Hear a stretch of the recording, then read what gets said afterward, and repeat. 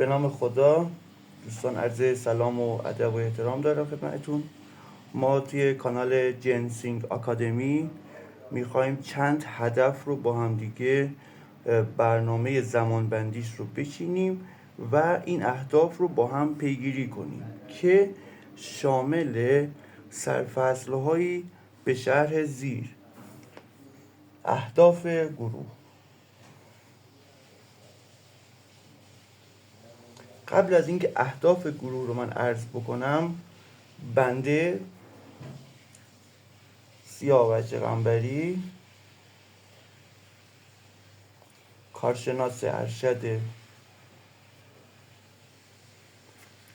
برق قدرت هستم و زمینه فعالیت‌های بنده در مباحث مربوط به طراحی،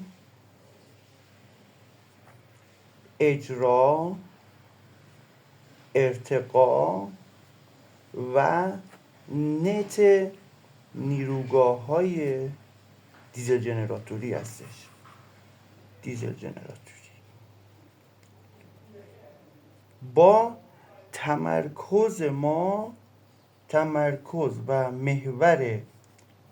محور اصلی فعالیت حول موازی سازی دیزل ژنراتورها با هم و سنکرون نیروگاه‌های